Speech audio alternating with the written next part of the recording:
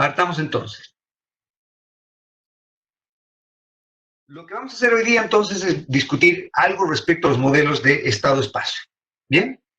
Y este tipo de modelos son generalizaciones de modelos convencionales de series de tiempo. Se los utiliza como generalización de ese tipo de modelos. ¿Cuándo podemos estar interesados en utilizar modelos que tienen representación de estado-espacio?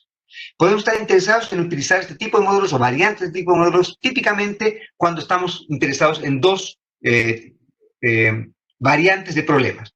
Uno de ellos es cuando, por ejemplo, estamos interesados en estimar modelos en los cuales queremos trabajar con variables que son variables latentes o variables que no observa el econometrista. Entonces, tiene un saborcito parecido, entre comillas, al de nuestra red neuronal. En nuestra red neuronal tenemos esta unidad oculta, y esta unidad oculta uno la podría pensar como una variable latente, entre comillas, como algo que está entre el input y el output. Acá va a ser más o menos lo mismo. Entre el insumo, o las X, y nuestro Y, va a haber algo que no observamos.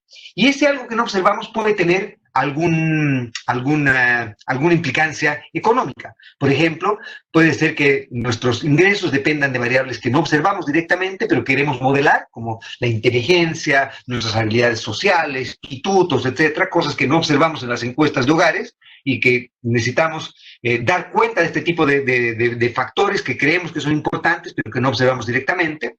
Otra cosa que podemos hacer es, por ejemplo, evaluar, y no queremos evaluar por residuos, sino queremos tener una construcción más robusta o más directa de lo que sería, por ejemplo, probabilidad total de factores, en la descomposición de nuestro PIB, una variable no observable.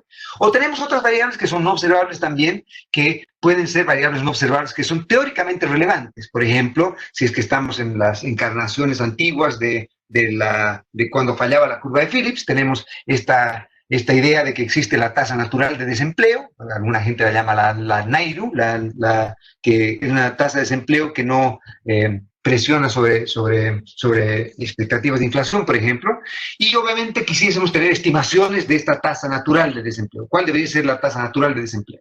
Tenemos alguna idea respecto a eso, pero obviamente no existe una serie de eso. La otra cosa que observamos muchas veces es que nosotros observamos series nominales, pero no observamos, y tenemos obviamente un estimador o un evaluador ex post de retornos reales. Por ejemplo, tenemos una tasa de interés nominal y tenemos la inflación observada, la tasa de interés nominal menos la inflación observada, la tasa de interés real ex post. Pero la tasa de interés real ex post no es la que es teóricamente interesante o relevante en problemas económicos. La variable relevante para tomar decisiones son las tasas ex ante o los retornos ex ante. Son retornos que esperan o que perciben los agentes que van a recibir por alguna estrategia que van a adoptar. Y eso obviamente no lo observamos. No observamos lo que los agentes perciben, entre comillas. Tampoco observamos, por ejemplo, expectativas de inflación, ¿no es cierto? Podemos tratar de medirlas, preguntándoles a gente, ojalá razonablemente inteligente, sobre cuáles son las expectativas de inflación, de crecimiento, lo que fuera, pero todas estas cosas de producto potencial o inflación esperada, que muchas veces alimentan nuestras series, a nuestros modelos, los modelos, yo que sé, como una curva, una regla de Taylor, por ejemplo, una regla de política fiscal, típicamente tiene que alimentarse con expectativas de variables que son forward-looking. Y podemos querer tener entonces maneras de poder proyectar esas cosas. Podemos querer tener maneras de poder tener algo que no observamos y poder evaluar el comportamiento de esa cosa que no observamos o caracterizar el comportamiento de esa cosa que no observamos. Entonces, esa es una condición, una de las razones por las cuales utilizar este tipo de modelos. La segunda cosa por la que podemos querer trabajar con esto es que podemos querer trabajar con modelos en los cuales queremos que los parámetros no sean constantes. Y los parámetros ahora son, de un modo bastante curioso, los parámetros ahora son tomados, entre comillas, como variables que tienen movimiento y tienen vida. Entonces, los betas pueden ir cambiando y va a haber una estructura respecto a cómo pueden cambiar los betas.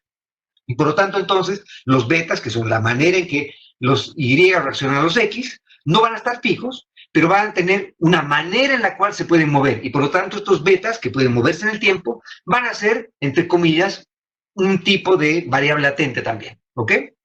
Por lo tanto, entonces, cuando estamos trabajando con modelos en los cuales queremos trabajar con alguna de estas variantes, podemos querer trabajar con este tipo de modelos. Lo que voy a hacer entonces ahora va a ser rápidamente caracterizar los modelos de estado-espacio desde un modelo general y mamut y bastante, en el que vamos a permitir bastantes posibles generalizaciones, y después vamos a especializar esta representación general en una representación en lo que vamos a llamar después el filtro de Kalman. Y el filtro de Kalman va a ser la manera en la que típicamente vamos a intentar estimar, modelar y estimar este tipo de modelos, ¿ok? Y voy a presentarles algunos métodos numéricos para poder hacer eso. Bien, la bibliografía para esto está en el programa. Típicamente, si ustedes siguen, por ejemplo, la sección correspondiente de Hamilton, hay una sección de Hamilton ahí, y en la bibliografía también hay un libro específico de filtro de Kalman que estaba en la parte, en la bibliografía que también se la recomendé en Econometría 2 cuando vimos la parte de Markov Switch y demás cosas, porque tienen algunas cosas que pueden utilizar ambas tecnologías. Entonces revisen si es que quieren ir un poco más allá de lo que vamos a ver en el curso ahora y para la tarea que va a venir la próxima semana, discutir algo más de esto. ¿Ok? Bien. Entonces, ¿cuál es la idea? La idea general es la siguiente. Vamos a repartir o separar nuestras variables en tres tipos de variables. ¿Ok? Vamos a llamar algunas variables, las variables que vamos a llamar las variables de medida o las variables endógenas, ¿ya?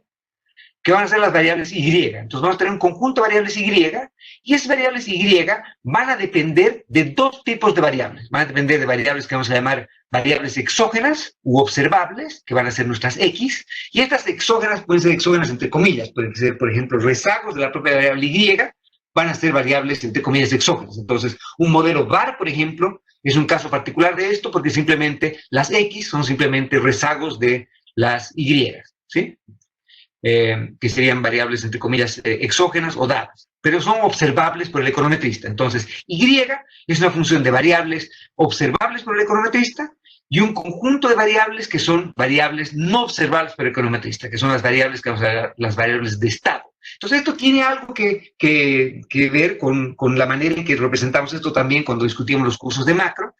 Pueden pensar, por ejemplo, en la variable Y o la ecuación 1, la primera ecuación, como la ecuación de señal o la ecuación de policy, por ejemplo, y la ecuación 2 como la ley de movimiento de las zetas, la ecuación de transición también se llama, o las ecuaciones de transición. Entonces, la primera se llama ecuación de medida, porque obviamente otra vez estamos prestándonos terminología de la gente más de física y demás cosas, y la siguiente es la que se llama la ecuación o las ecuaciones de transición. Entonces tenemos n variables no observables, que son las variables de estado, que son estas zetas, y tenemos otras variables y, que son las variables observables en este ejemplo. Obviamente también podríamos tener zetas que son parte observables y parte no observables, pero en principio vamos a tomar como observables y no observables, o variables de estado. Entonces, ¿cuál es la idea?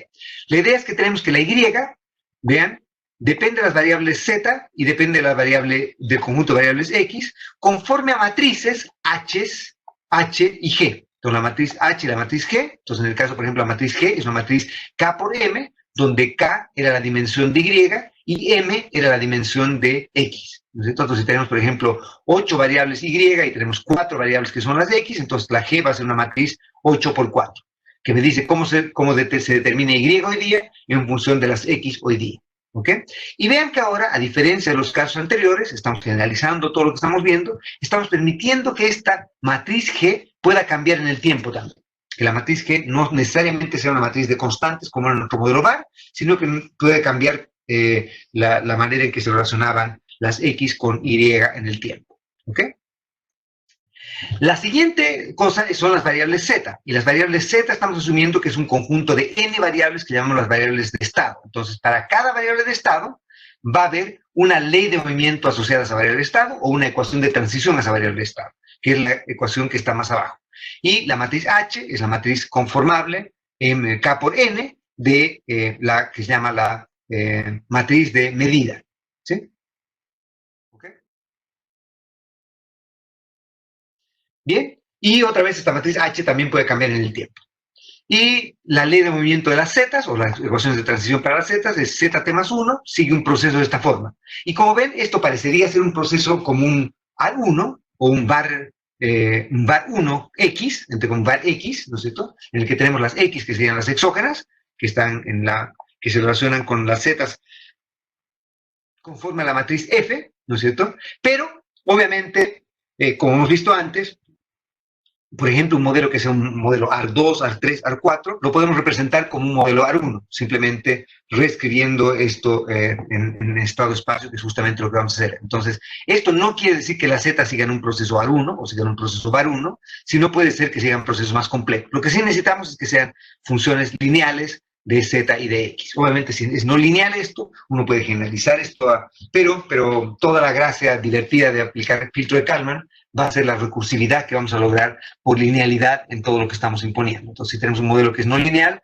va a ser mejor tal vez hacer algo distinto a lo que vamos a discutir ahora.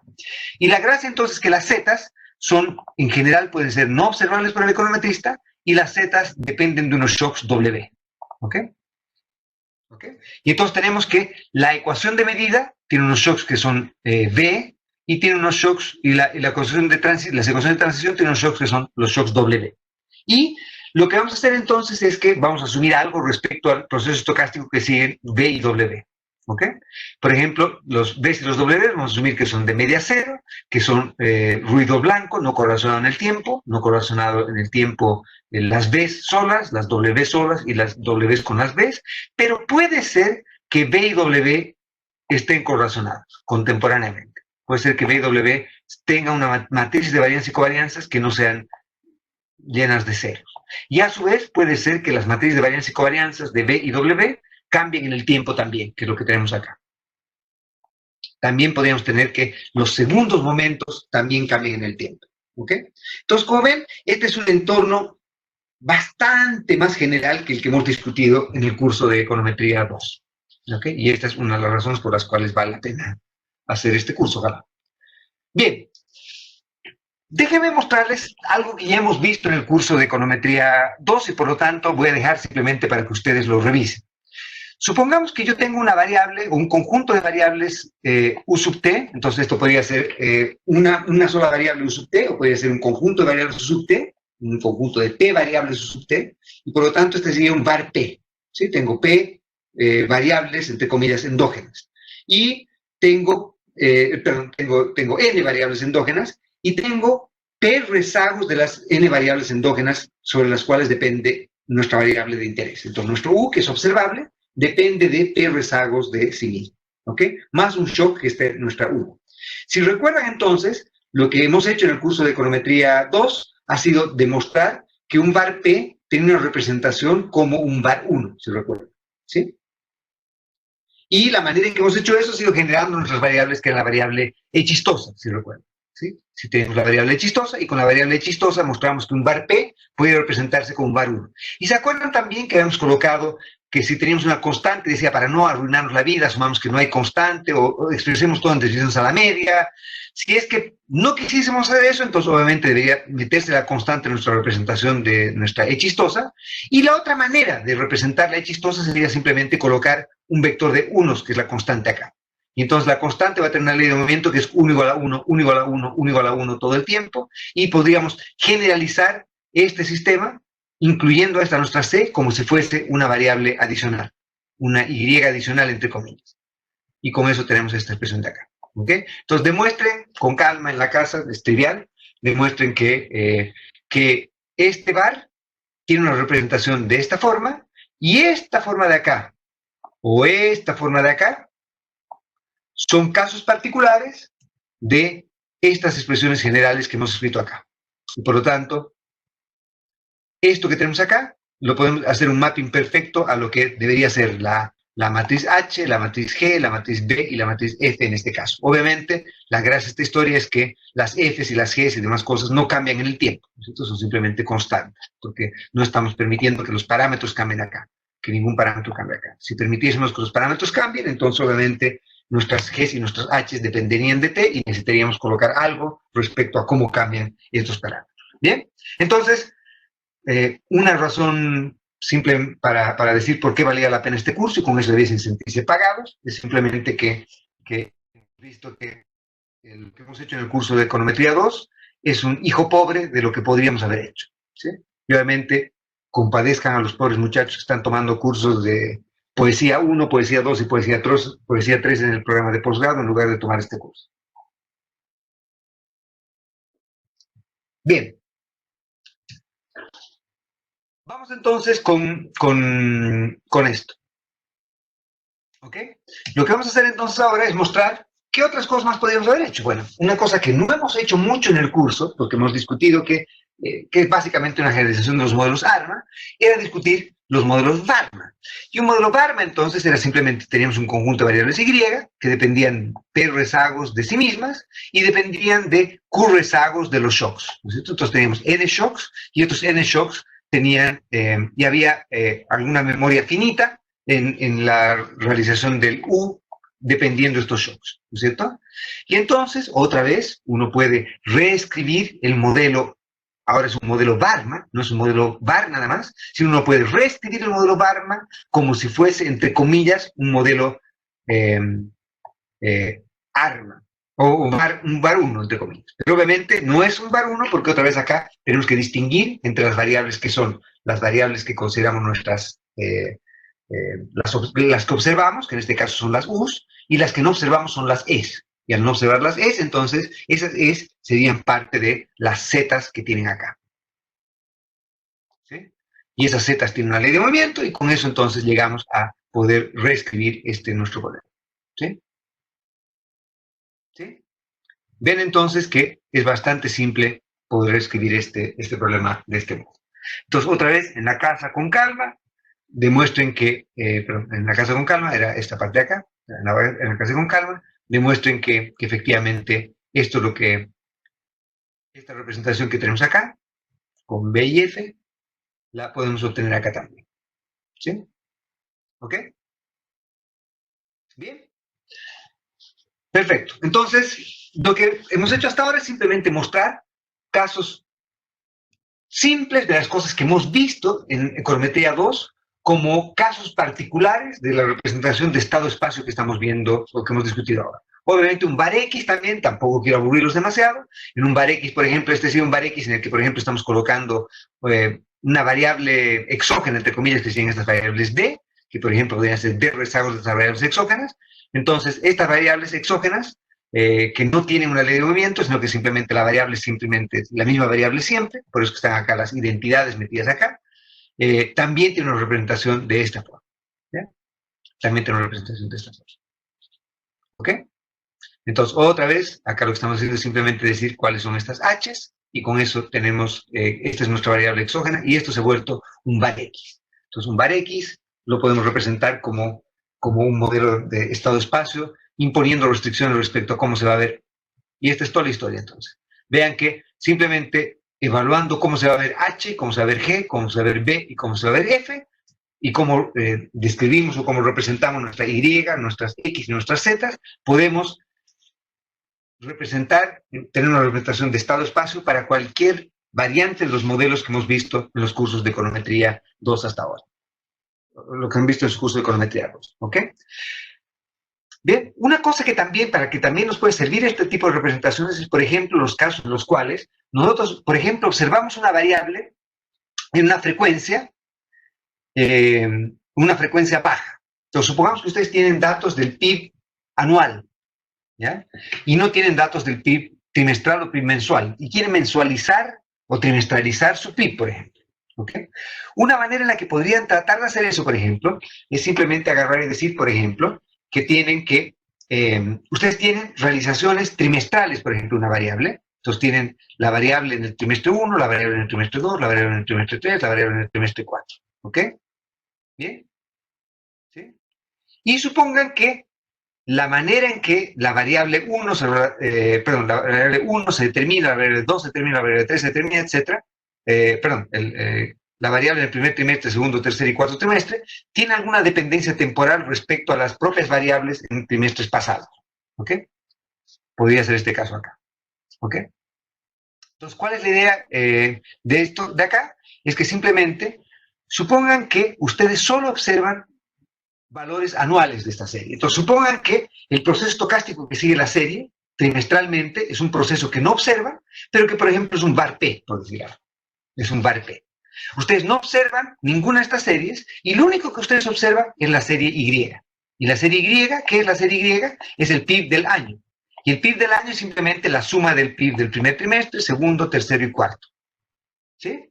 Y entonces ustedes pueden expresar a Y como simplemente, justamente, describiendo a Z como este conjunto de variables. Y es simplemente el primero, más el segundo, más el tercero, más el cuarto, que es lo que tengo expresado acá.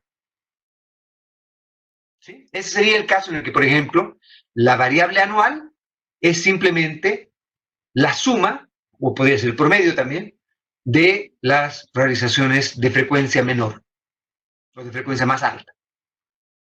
¿Sí?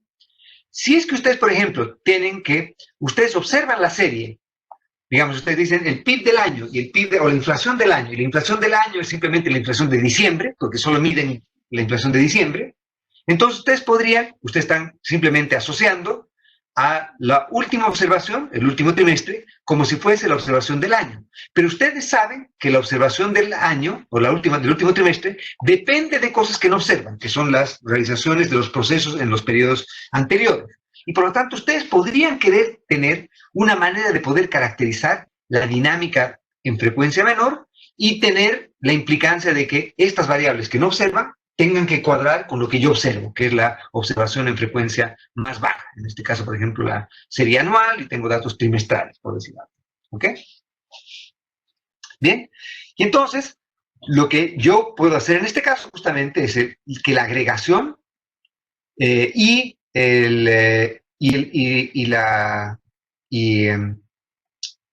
systematic sampling, que sería simplemente el tomar como una muestra, solamente una parte, como si fuese el año, ¿no es cierto? El systematic sampling es eso. Entonces, esto puede evaluarse como el resultado de un proceso estocástico en el cual estas variables, estas zetas, que serían estos nus, no son observadas. Y lo que yo observo solamente parte de eso y hago el mapping después a eso. ¿Ok?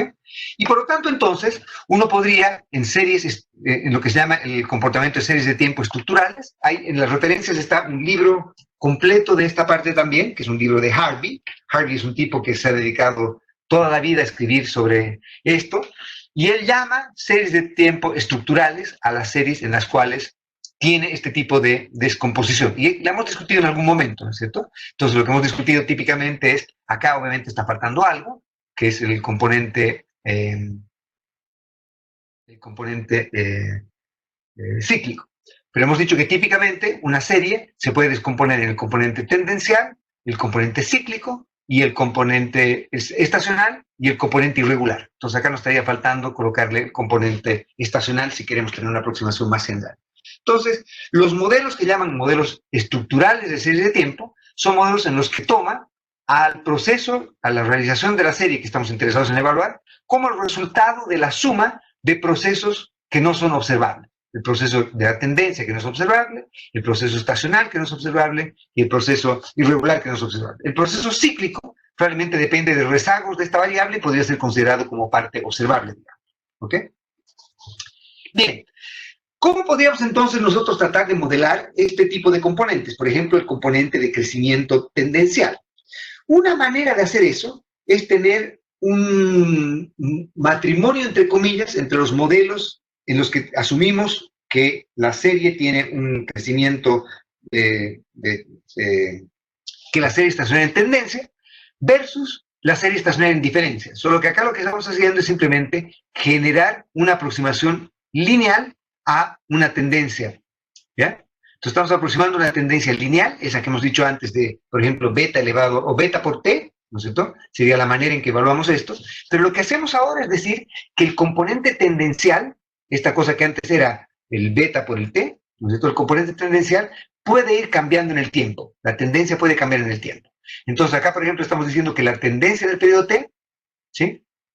La podemos expresar como, si ven acá, tenemos un componente como un componente que es el rezago de la variable, que sería como la tendencia que teníamos antes, más algo. Entonces, este algo es como el drift. No sé si me siguen. Es como el drift, ¿no es cierto? ¿Sí? Y entonces, lo que vamos a tener es una parte que va a ser para el nivel de la serie y otra parte que va a ser para la tendencia de la serie. Y lo que hacemos entonces acá es tener una descripción respecto a esto. En este ejemplo, estamos haciendo como si fuese un random walk. ¿Sí? Como si este beta fuese un random walk. Pero obviamente uno podría tener también un proceso estacionario para esto, asumir que existe un crecimiento a largo plazo y tener un proceso estacionario para esto. ¿ya? En este caso simplemente estamos diciendo que hay un random walk asociado a la pendiente, ¿sí? Y lo que estamos haciendo entonces en este caso es que estamos imponiendo el supuesto de que la parte de tendencia no observable depende de este proceso estocástico, donde este nu es un proceso estocástico y donde este epsilon es otro proceso estocástico. Entonces tenemos un proceso estocástico para la parte del nivel y un proceso estocástico para la parte de la tendencia. Y asumimos, por ejemplo, que son ruido blanco y no están correlacionados, por decir algo. La gracia de esto es que esto, al permitirme que hayan parámetros que son variables y al poner una estructura respecto a cómo se van a ver los parámetros, lo que yo voy a poder hacer es que yo voy a poder generar un calce muy bueno de la serie, porque voy a permitir libertad para que los parámetros vayan cambiando de un modo predecible respecto a la estructura que he impuesto. ¿Ok? Y la otra cosa que podemos asumir es simplemente, por ejemplo, asumir que hay factores estacionales y que los factores estacionales son que cada día hay un capricho, este W sub t, por ejemplo, este W sub t sería el capricho de la primavera, del verano, el otoño, del invierno, y que los caprichos no están correlacionados uno con el otro, y que, por ejemplo, en promedio, la suma de los caprichos tiene que ser igual a 0. ¿Ya? Entonces, que lo que pasa en invierno es compensado en verano, etc. Entonces, que hay shocks positivos y negativos, y el componente estacional es en general un componente con media 0, que sistemáticamente puede ser positivo en un periodo y negativo en el otro, pero queremos que la parte sistemática no esté dada en cuenta por el componente estacional. Y por lo tanto, entonces, esta es una manera bastante convencional de modular esta parte de acá. Una vez que hemos hecho eso, entonces, lo único que tenemos es simplemente tenemos una manera de relacionar cómo son los componentes estacionales, que se van repitiendo en el tiempo, que es la parte que tienen por acá, esta matricita que tienen acá, esta submatricita que tienen acá de los parámetros que tienen aquí, ¿no es cierto? Esta es la manera en que se relacionan los gamas que tengo, o los gamas que tengo acá, ¿sí? Y por otro lado tienen la manera en que voy representando cómo los gamas van cambiando, ¿sí? Que sería esta parte de aquí. Y acá tienen como los betas y los mus van cambiando, que estoy asumiendo que tienen este random walk metido en cada caso. Si es que no tuvieran un random walk, colocarían un row y con eso el rho menor que 1 y tienen que estimar ese parámetro, además, que es una cosa que vamos a mostrar en un minuto más. ¿Ok? Y en la medida, entonces, lo que tenemos es que simplemente la variable se va a ir activando, en este ejemplo, se va a ir activando por la parte que tiene que ver con la tendencia y la parte que tiene que ver con el componente estacional del periodo. La parte que tiene que ver con el componente estacional es que va a depender en qué periodo estamos, que se va a catillar alguna de estas variables en ese caso. ¿Ok? Entonces, otra vez, lo que estamos haciendo es que, háganlo en casa nuevamente, pero con calma, ven que tengo una representación para esto de acá, y acá tengo una ley de movimiento para las zetas, y por lo tanto tengo todo expresado ya en exactamente el mismo lenguaje que necesitaba para las ecuaciones de medida y las ecuaciones de transición. ¿Bien? Bien. Déjenme entonces ahora mostrarles algo respecto a un caso particular de este tipo de modelos, que es justamente el de filtros de Kalman. ¿Ya? ¿Cuál es la idea? Lo que va a tratar de hacer el filtro de Kalman es simplemente proveernos un algoritmo que nos permita hacer un update secuencial de la proyección lineal de nuestra variable Y en función de las variables no observables. ¿Ok? Entonces, ¿cuál es la idea? La idea es que vamos a tener una estimación recursiva de no observables condicional en observables. Entonces, acá estamos haciendo el juego al revés. Lo que sabemos es que Y depende de un conjunto de variables no observables. ¿De acuerdo? Lo que tenemos entonces es que, dado un proceso estocástico que definamos para estas variables, lo que vamos a hacer es generar un algoritmo que nos permita proyectar las variables no observables, las zetas, en función de las Y que sí son observables, y utilizar esa proyección para retroalimentar nuestro proceso. ¿Ok? Y el supuesto que típicamente vamos a imponer es un supuesto de normalidad. Entonces, déjenme partir primero imponiendo la estructura. La estructura va a ser simplemente esta que tenemos acá. Vean que acá estoy asumiendo que el proceso que hemos discutido antes, el proceso general, que dependía de estas matrices B, F, H y G, y lo que voy a imponer acá, voy a imponer el supuesto de que la ley de movimiento de los estados no cambian con el tiempo, o sea que este B no cambia con T, este F no cambia con T. La relación entre la variable observada y las X observadas exógenas tampoco cambia con el tiempo. Si cambiase con el tiempo, tendríamos que colocar una restricción adicional. Y lo que sí vamos a permitir es que la relación entre la no observable, las zetas, el conjunto de variables no observables, y la manera en que las no observables puedan cambiar. Y eso es lo que vamos a modelar ahora. ¿Ok? Bien. Sin embargo, como estoy diciendo, el supuesto que estamos imponiendo es un supuesto en el que los Ws y los Bs van a ser normales con media cero y matriz de varianza y covarianza omega de W y omega de B. Y donde vamos a asumir que no hay correlación entre estos dos. Si es que hubiese correlación, ahora vamos a discutir en un minuto más cómo podemos generalizar esto. ¿Ya? Lo que vamos a hacer entonces es recordar cómo podemos utilizar o cómo hacer proyecciones de las esperanzas condicionales cuando tenemos normalidad. Y la idea es bastante simple. Dado que tenemos que las zetas, perdón, que W es normal, si W es normal, dado X y dado Z inicial, los zetas van a ser condicionalmente normales. Dado que Z es condicionalmente normal y X es fijo, condicional en X, dado que los B son normales, Y va a ser también condicionalmente normal. Y por lo tanto, entonces, si yo quisiese hacer algo distinto ahora, que simplemente proyectar la esperanza condicional de Y o del Z, que no observo en el periodo T, condicional a un conjunto de Y que sí observo, ¿ya? La manera de hacer eso es simplemente que, como yo sé que Z es condicionalmente normal, Y es condicionalmente normal, entonces yo sé que Z condicional en Y también va a ser normal. Y lo único que tengo que hacer es simplemente calcular cuál es la esperanza condicional de Y en Z, condicional a los S datos que tengo, con los cuales estoy haciendo este condicionamiento, y cuál es la varianza condicional de Z, condicional a los S datos, perdón, a los T datos que tengo y que dependen hasta S datos. ¿Sí? Estoy entonces en el periodo T y quiero sacar cuál es la esperanza de Z en el periodo T y cuál es la varianza de Z en la matriz de varianza y covarianza de Z en el periodo T. ¿Ok? Y a su vez, yo sé obviamente que condicional en los Y, YT va a ser normal.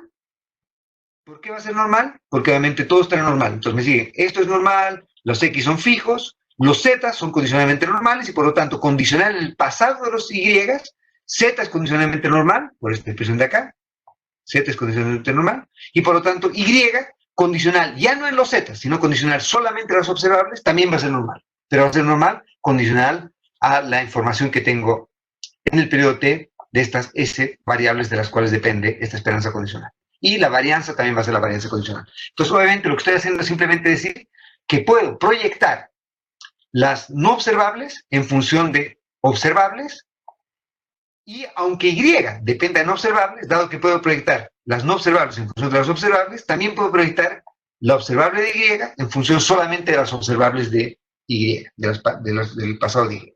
¿Ok? Por lo tanto, déjenme repasar un poco esto que ya han visto, seguramente. A, entonces acá va a ser algo parecido a mi Z, ¿ya? Y B va a ser algo parecido a mi Y. Entonces, si yo supiese que A y B son normales, con esperanza mu sub A para A y mu sub B para B, y con matriz de varianza y covarianzas, respectivamente, sigma A, sigma B, sigma AB y sigma BA, para estos procesos de A y B, yo sé que A condicional en B, dado que A es normal, B es normal, A condicional en B va a ser también normal, y que la esperanza de A condicional en B va a tener esta expresión, que es bastante simple de derivar. Vean que la manera en que yo derivo esto simplemente va a ser la esperanza incondicional de A más la esperanza de B, ¿sí? B menos esperanza condicional, y esta parte de acá, que ven acá, esta parte de acá, es como, si la piensan un minutito, es como el OLS, entre comillas, de la matriz de varianza y covarianza que tiene acá. ¿Sí? Y por lo tanto, entonces, la esperanza es simplemente esta, la esperanza de A condicional en B es esta expresión de acá, y la varianza de A condicional en B es esta expresión de acá, que depende solamente de los segundos momentos de A y de B. Por lo tanto, entonces, yo puedo utilizar estos resultados para intentar hacer esta cosa que me interesa, de llevar estos resultados que he hecho para cualquier A y B, hacerlos para mi Z y mi Y, que es justamente lo que vamos a hacer ahora. Entonces, ¿cuál es la idea? la idea del filtro de Kalman es tener una manera, y hemos hecho una variante de esto, variantes de eso lo hemos hecho en algunas aplicaciones de econometría 2. Una variante de la que hemos hecho en econometría 2 y la variante en la que, por ejemplo, hemos trabajado con el supuesto de, hemos hecho las proyecciones de no observables para hacer los modelos ARMA o los modelos BARMA, en los cuales la parte de los residuos que no observamos la tomamos como no observables, y lo que hemos hecho era utilizar una variante del método del filtro de Kalman para hacer estimaciones. Una variante de esto también la hemos utilizado cuando hemos hecho las estimaciones de los modelos de Markov switching. Cuando hemos hecho si recuerdan, el EM algorithm era una variante de esto, donde teníamos, si recuerdan, una variable no observable, que era el estado, y teníamos una manera de poder hacer un update de la información de en qué estado estábamos más probablemente, condicional a la observación que teníamos de Y. Acá estamos haciendo más o menos esa historia, ¿ok? Entonces, la idea básica es la siguiente, es partir la recursión con un guess inicial, de cuál es el valor de partida del Z, condicional a, cuál es el valor de Z, condicional a que solo estoy en el periodo 0, y no tengo más información. Entonces, parto con un valor mu sub 0, es un guess inicial respecto a dónde está este Z, ¿ya? Y parto con un guess inicial de la matriz de varianza y covarianza. ¿De quién? De los Z's acá metidos en la expresión que tenía antes, ¿ok? Lo que hago después, entonces, es para cada periodo, hago una predicción de el Z para el periodo T condicional a información que tengo hasta el periodo T-1. ¿Cómo hago eso? Entonces partimos con lo siguiente. Partimos con, voy a hacer la predicción del Z sub 1. Recuerden que ustedes tienen datos del periodo 1 hasta el periodo T. Entonces van a hacer una proyección, una predicción del Z para cada periodo en el que tienen datos. ¿Ok? Y la manera en que hacen eso, entonces, es bastante simple, ¿no es cierto? Porque tienen la ley de movimiento para el Z, que está de acá, y esta ley de movimiento para el Z, y lo que hacen entonces es predecir cuál debería ser el valor esperado para el Z condicional a la información que tiene en el periodo T. Entonces, condicional a la información que tiene en el periodo T, ustedes asumen que la esperanza del shock, del W, va a ser igual a 0, porque asumen que los W tienen esperanza 0, ¿sí? Y por lo tanto, entonces, el valor que proyectaríamos para el Z en el periodo T condicional a la información T-1 es esta expresión de acá, ¿sí? ¿Qué es esta expresión de acá? Vean lo que tenemos aquí. Entonces, estoy tratando de proyectar el valor de Z para el periodo T. Entonces, el X en el periodo T-1, que lo asumo como exógeno y conocido, el valor esperado de esto es 0, y debería ser el valor de Z en el periodo anterior, ¿no es cierto? El valor de Z en el periodo anterior. Y entonces, para el periodo 1, lo que debería ser entonces es el Z en el periodo 0. Como no observo el Z en el periodo 0, lo alimento con el Z que yo he impuesto que debía haber sido en el periodo 0, dada la información en el periodo 0. ¿Sí? Y con eso tienen un Z para el periodo 1 condicional a la información que tienen hasta el periodo 0. ¿Me siguen? ¿Qué hacemos después? Lo que hacemos después es irnos un periodo adelante. Entonces quieren sacar el Z para el periodo 2 condicional a la información que tienen en el periodo 1. Acá lo alimentan con el X, que es observado, pero acá viene la historia graciosa. Acá lo que necesitan es el Z del periodo, porque están haciendo esto para el periodo 2, del periodo 1, condicional a la información que tenían en el periodo 1, que ya lo han obtenido con la información que tenían en el periodo 0. Y entonces hacen el update con la información que tenían de la recursión anterior. Lo mismo hacen para hacer un update de la matriz de varianza y covarianzas utilizando justamente esta expresión de acá. Esta expresión de acá, ¿sí? De cómo alimentamos la matriz de varianza y covarianza. Y por lo tanto, entonces, tiene una manera de sacar la varianza de Z para el periodo T, condicional a la información que tienen hasta el periodo T-1.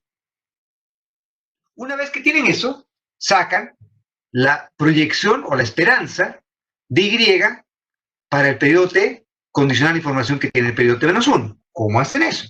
Vuelven a la ecuación que tienen acá. Quieren sacar ahora el valor esperado para Z en el periodo, para Y en el periodo T, condicional a la información que tiene el periodo T-1.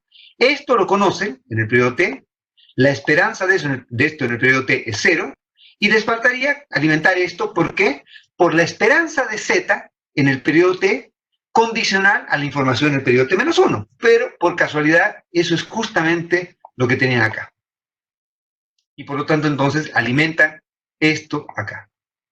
Y la varianza condicional en T del periodo T-1 es esta expresión que tienen acá, que es otra vez utilizando lo que habíamos discutido antes de cómo sacamos la varianza y la esperanza condicional.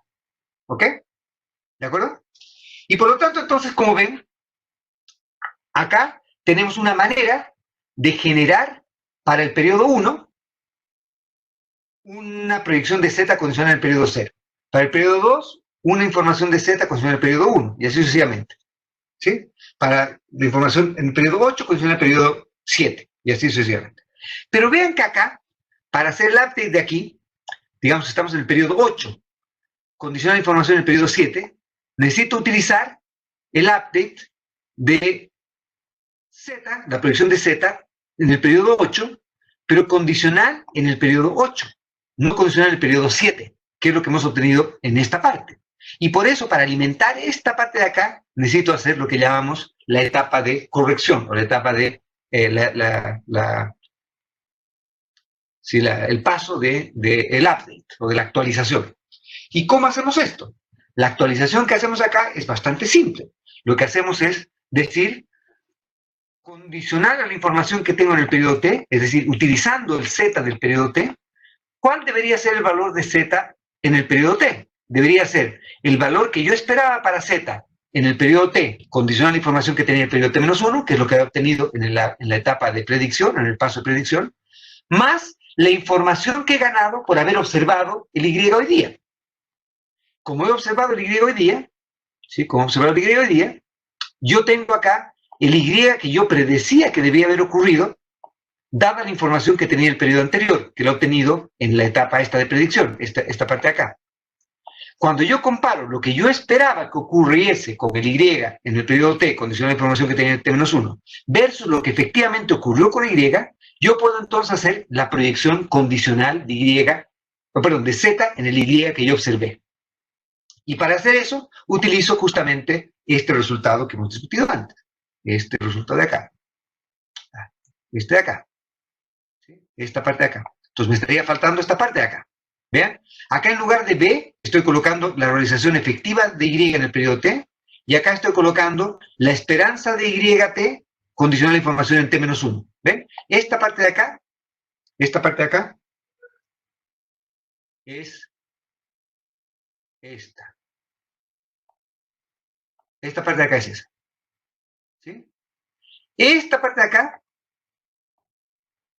es la esperanza condicional en T-1, es este mu sub A.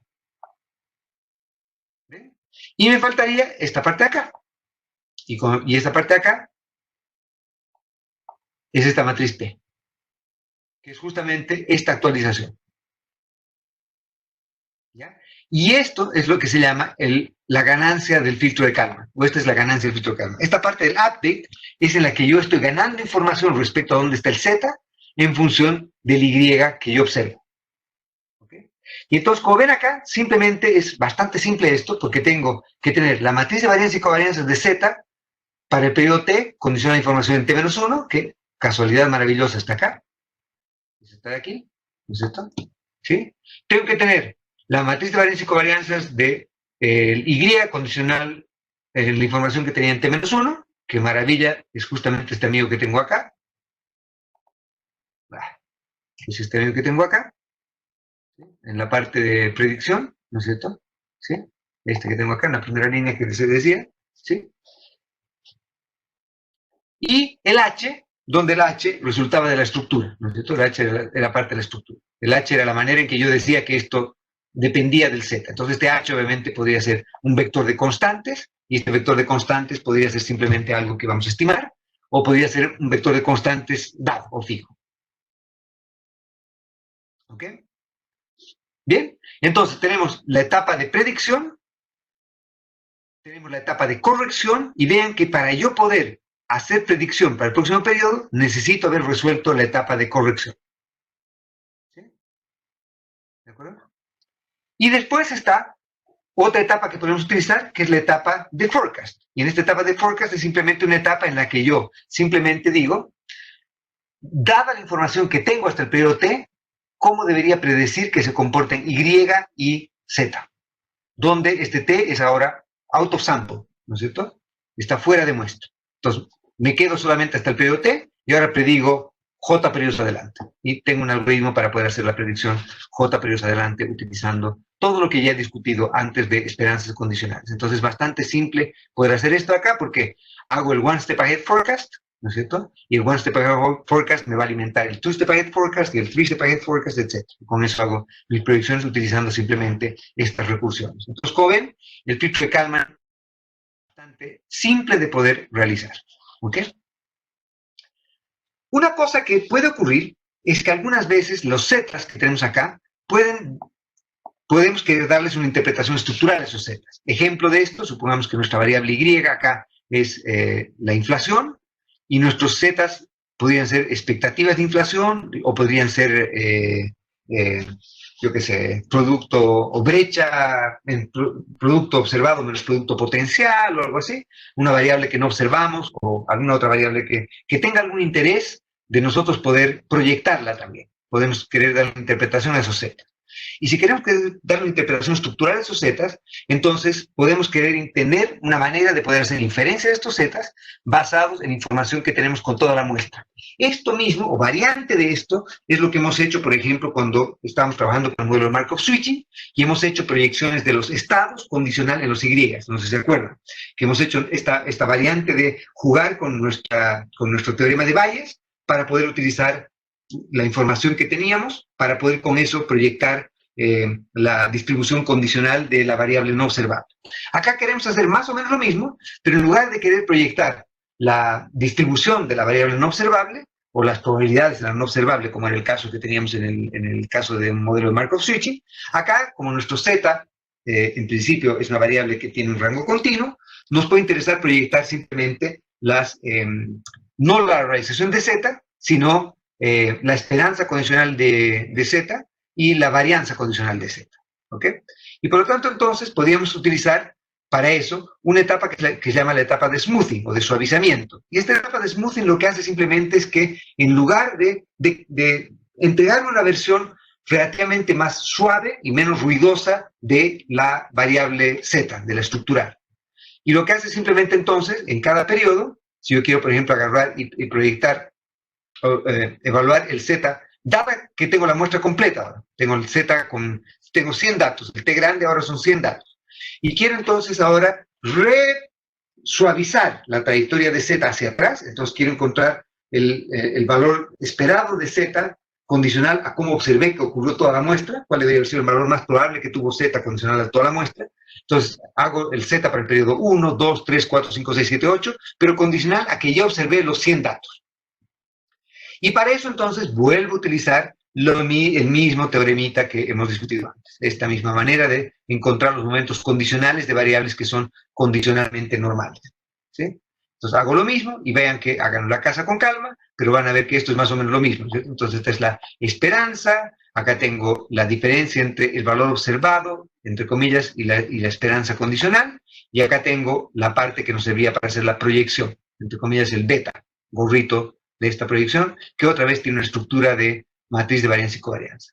¿Sí? Y por lo tanto, entonces, déjenme contarles cómo podemos hacer esta historia. Lo que vamos a hacer con esta historia es simplemente utilizar este algoritmo para poder hacer unas proyecciones suavizadas de esta variable estructural, entre comillas. Es decir, yo qué sé, esto es lo que para nosotros es la tasa natural de desempleo, o es el producto potencial, o es el precio sombra del trabajo o lo que fuera, ¿no es cierto? Cualquier variable que va a tener una interpretación estructural y que creemos que nuestras observables dependen de esa variable y queremos no solo utilizarlas para proyectar valores de Y, sino también proyectar los valores de Z. ¿Ok? Y eso es básicamente lo que hacemos. Entonces, en este ejemplo, lo que hacemos es partimos, a diferencia de los anteriores que tenemos acá, para la etapa de estimación, lo que hacemos es partir con un valor dado de Z condicional para el primer periodo, para el periodo 0, que no observamos nada. Acá lo que hacemos es más bien al revés. partimos con un valor de z para el último periodo. Condicional la información que tenemos en el último periodo y con eso vamos haciendo una backward projection. ¿Sí? Vamos proyectando en cada periodo hasta el periodo 1 y con eso vamos a tener una proyección suavizada de esto. Bien, sí. ¿Cómo se compara esto? Pero había una pregunta, déjenme ir a ver cuál era la pregunta.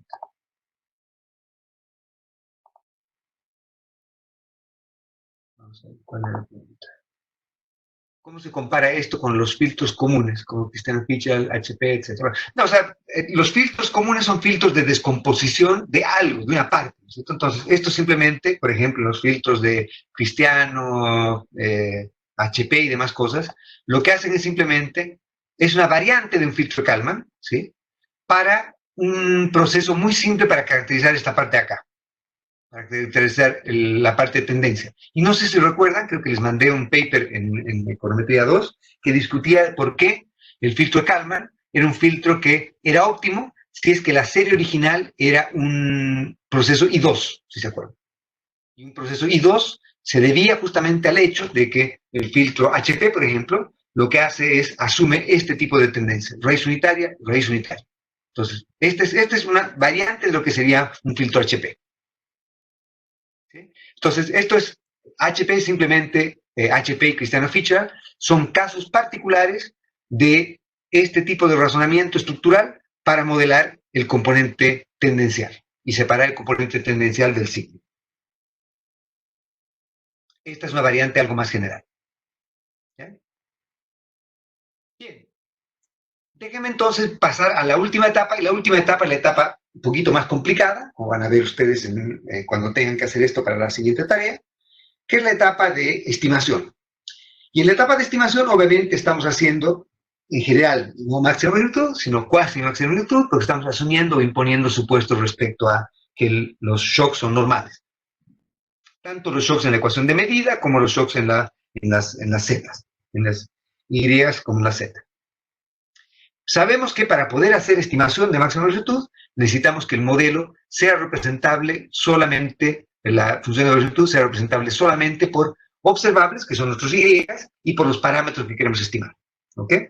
¿Cuáles son nuestros objetivos? ¿Qué es lo que queremos estimar? Bueno, queremos estimar los parámetros asociados a todo, ¿no es cierto? Entonces, este modelo es un modelo muy simple, en el que vamos a asumir algo respecto a cómo es que el B era fijo, que el B era fijo, que el F era fijo, ¿sí? Que el B era fijo, que el F era fijo, que el G era fijo, y que el H podía ir cambiando en el tiempo dependiendo de cómo nosotros decidamos darle una ley de movimiento para este nuestro H, ¿sí? Si queremos hacer eso. Si no, el H podría ser simplemente también una matriz de constantes. Y por lo tanto queremos estimar los Bs, los Fs, la matriz H, que puede cambiar en el tiempo, G, la matriz de varianza y covarianza de los shocks para los Y, la matriz de varianza y covarianza de los shocks para los Bs, y nuestras condiciones iniciales. El mu sub 0 y el sigma sub 0, porque sabemos que mu sub 0 y sigma sub 0 son los amigos que necesitamos para poder hacer que esta recursión funcione. ¿Ok? Bien.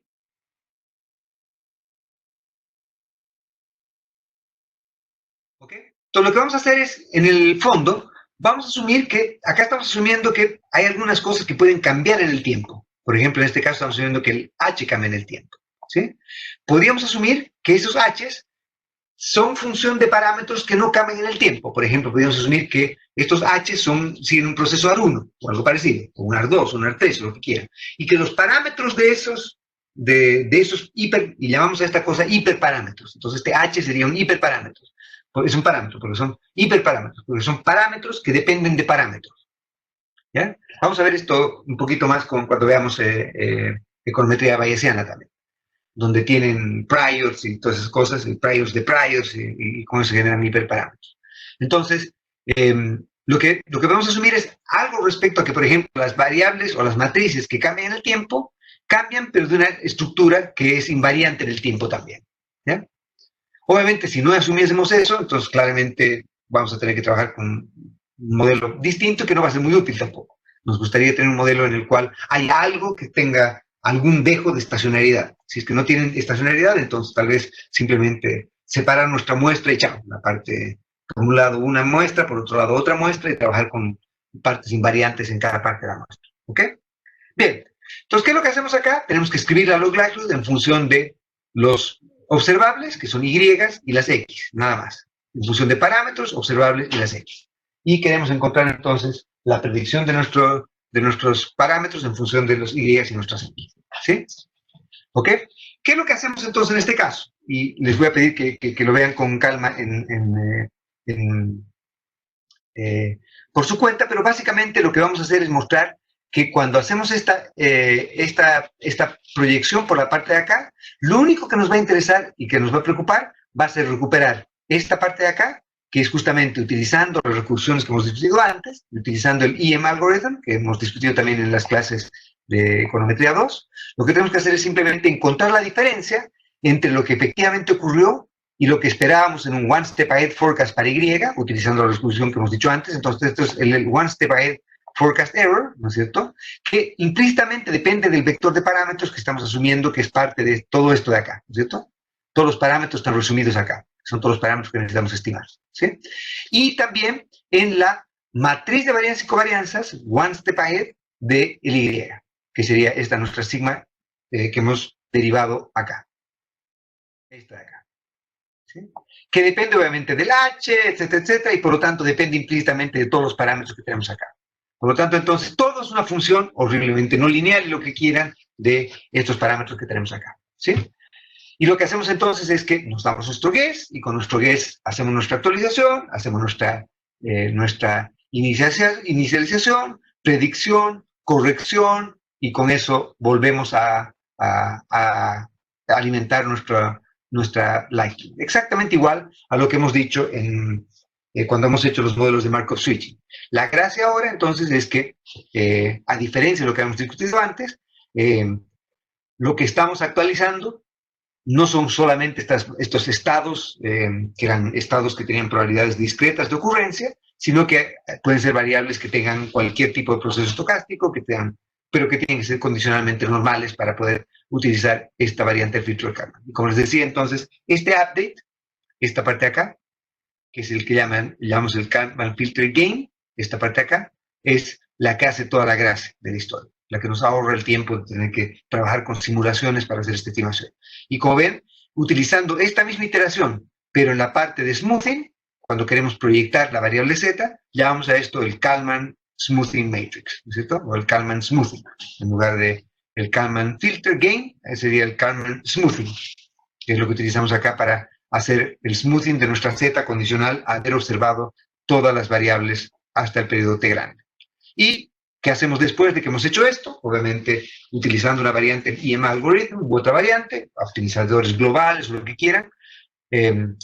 Una vez que hemos hecho eso, obtenemos el estimador del vector de parámetros y si es que creemos que el modelo está bien especificado, utilizamos la matriz de varianzas y covarianzas convencional. Si no, obviamente utilizamos la adecuacia y máxima amplitud porque no sabemos si el modelo está bien especificado. Entonces, ven que esto tiene sus pequeños problemitas, ¿no es cierto? El pequeño problemita es que queremos hacer todo esto que hemos discutido, hacerlo utilizando estas etapas de acá. Entonces, tenemos que hacer proyecciones de z condicional en t-1, utilizar esas proyecciones para obtener la proyección de z condicional en t, hacer eso para hacer otra vez la predicción acá, retroalimentar estas predicciones que tenemos acá, con esas predicciones que tenemos retroalimentadas acá, retroalimentar nuestro modelo para los Y y con eso escribir nuestra likelihood acá. ¿Sí? ¿Ven? Tenemos que retroalimentar esta parte acá, comparar lo que hemos retroalimentado con esto. Entonces, para cada guess de parámetros, hacemos este ejercicio, hacemos los updates, hacemos los smoothings, y con esos updates y smoothings calculamos esta likelihood y luego vamos a la próxima iteración. Para todos estos parámetros distintos, lo que hacemos con estos nuevos parámetros distintos, nos volvemos a esta etapa de acá, hacemos predicción en un periodo, hacemos corrección en un periodo, predicción en otro siguiente periodo, corrección en el siguiente periodo, predicción, corrección, predicción, corrección, predicción, corrección, así hasta nuestro T, después podemos hacer nuevamente nuestro smoothing, estimamos o evaluamos nuestra likelihood y volvemos a hacer esto, ojalá hasta no volvernos viejos y resolvemos, maximizamos el problema de este modo. Obviamente, esto es una pesadilla de combinación de cosas no lineales, y hacer una pesadilla de combinación de cosas no lineales Entonces, esto va a ser, no va a ser tan fácil de hacer. El EM algorithm tiene la gracia de que, como todo es condicionalmente normal, va a ser predicciones relativamente más fáciles y simples de hacer. Hay mucho código para hacer Kalman filter. Les pediría de todos modos que para el ejercicio que van a que vamos a hacer, traten de ustedes hacerlo por su cuenta. Traten de hacer el ejercicio. Va a ser un ejercicio simple, donde les voy a dar unos datos. Ustedes van a tratar de utilizar este filtro de Kalman para descomponer, no me acuerdo si era ciclo y tendencia también. Algo parecido a eso. ¿Ya?